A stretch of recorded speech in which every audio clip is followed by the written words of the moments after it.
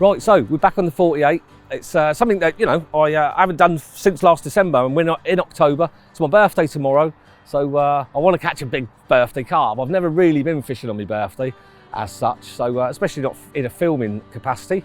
So we've come to a fantastic venue called Stanwick Lakes up in Northamptonshire. Last time I stepped foot into this lovely place was 14 years ago. Did an advanced carp feature called The Weekender, and we went on Elsons Lake, and that's the plan on this one. But we are losing, we're losing light. I've only got about 2 hours to go, and I've got to do quite a bit of stuff. I've got to load line on and all sorts yet. So without further ado, I'm going to get my skates on, barrows loaded, off we go. The vibe and the history of this place, Stanwick Lakes, Elsons. This is it's old Duncan Kay's mid-north Hants fisheries, and the anglers that have walked these paths, Maddox and all of them, you know, Duncan Kay, loads of well-known anglers that carved out carp fishing, and this has got the history. It's got old fish in it. I'm not sure how many. I never look. I try not to. I try to go in with a blank canvas. I know it's got a load of big fish in it. It's got 40s, quite a few of them. A lot of 30s. It's a tricky water. We could have took the easy option and gone on mallard or one of the others, but no, let's go on this one. We've got 48 hours to try and unravel. You know, for not being here for all those years, the carp are still the same. They've still got tails, they've still got mouths, and they eat in the same way. I'm sure we got a chance over 48, trying to wangle one out, and a swim I've picked, I think, walked round, I've got a proper vibe for this one, a real good vibe. Well, as you can see, I'm re-spooling. I've got the right buzz on for this trip, and I normally fish 15-pound line, but I know lakes like Elsons have been around before I was born, are likely to have an amazing amount of zebra mussels, pea mussels, swan mussels, just general snags. So I've opted to go for 18 pounds. So I went and bought some new, brand new line. It's not ideal. I'm going to do it just before you've only got a couple of hours of light left. Going to a new swim, but it's needs must. It's just one of them. So I normally would stick this in a bucket of water and have it coming off on its side rather than the spool stood upright. But I couldn't fit any more in my car today, so I'm just putting this straight on dry. I'll wet it down, but I don't really care as long as this lands me one of these old carp, and that's the plan. And that's why I'm going to all this effort. I even polish my reels, which I never do.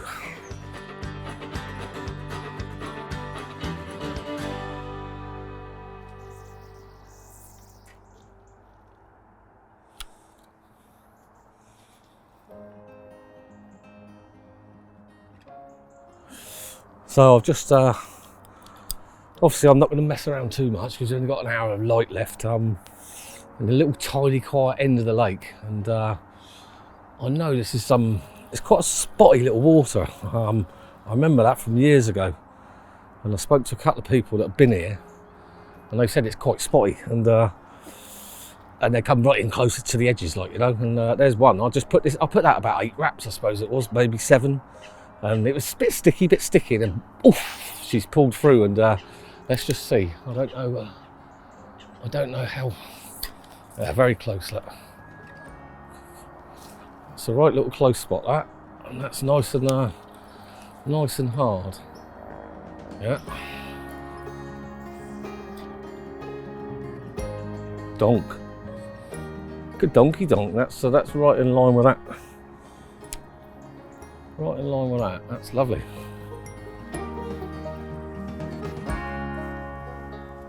2, 3, 4, not even that. 3.5 wraps.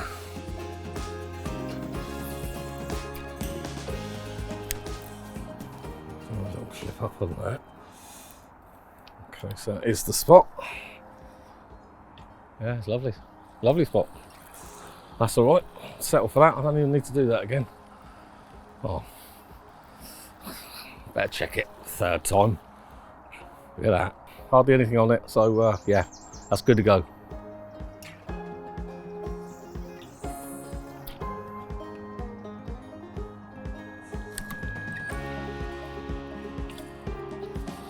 Perfect.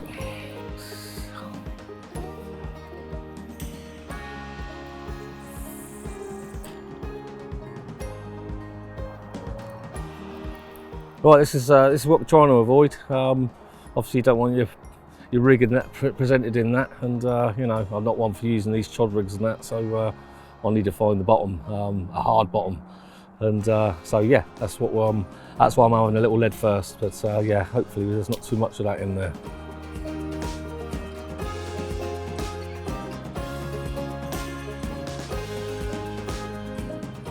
You have to go with your feelings, your instincts, and I don't know. I know this lake is tricky, but I just got a blinking good feeling. I don't know why. Don't know why. When you wake up in the morning and go, you see the sad face.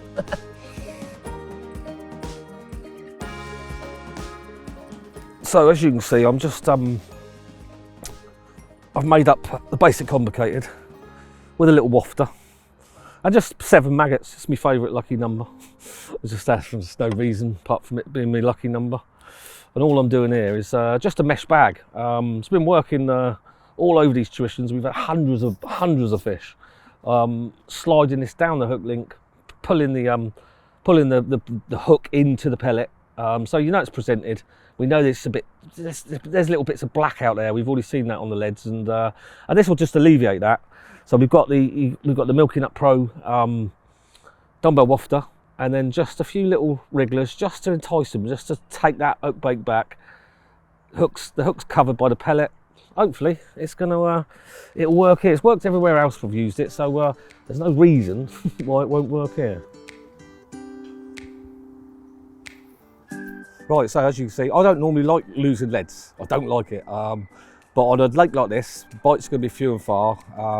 So I've just literally tabbed that tail rubber on. It'll get that 4.5 ounces. And if you'll notice, I'm using a little sort of heli leads, so it ain't got a swivel. It's not got a lot of movement, and that just literally keeps that, because of the weight of the bag, it keeps that from knocking that lead off on the car. So if you get it wrong and it just slightly doesn't hit the clip or whatever, the lead's coming off. But with that, it won't, and but it will on a bite. So. Just something I've been using on the tuitions, and it's been working pretty well. Right, there we go. First rod's going out.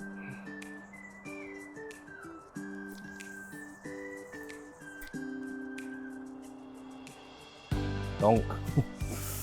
Right near that bush. That's good.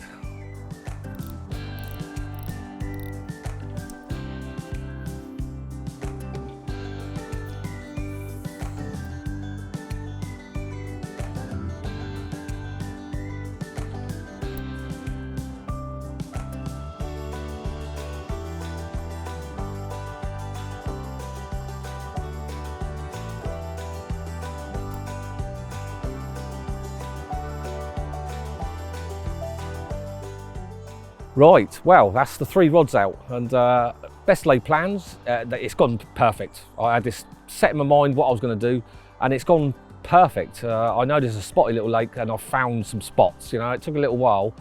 I did have the 3.5 wrap spot, but I've binned it off. I just feel like I'm over the top of it, and it's too much. There's 2 lines going across it. I like to fan the rods, so all I pray for now. I've done everything right. I'm going to put a little bit of bait out. I'm going to spom out a little bit of the Milking Up Pro stick mix over the maggot, and then scatter about 20 baits, boilies, around each hook bait, and then that's it. Game, set, and match. Let's hope from 12 o'clock tonight. It's my birthday, and so I've got 24 hours from 12 o'clock tonight. Let's hope we catch one of these big old Elsons carp, old carp, and on my birthday, that will be present achieved.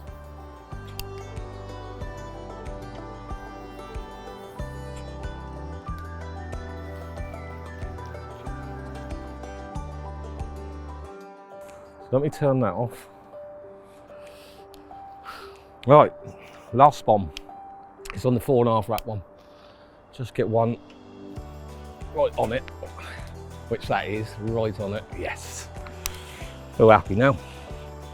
That's we're in the lap of the carp gods now. Happy days. An Elsons fish is in the net. Happy birthday to me. This is carp fishing at its best. a tricky water. We could have took the easy option, but no, let's go on this one. We've got 48 hours to try and unravel. You have to, with this big carp fishing, you have to stay with it, and that's what I'm going to do. Simple as that. I like to feel that pressure of like, it's getting dark, let's get them out, let's get them right. This is it, last one's going out. This is do or die.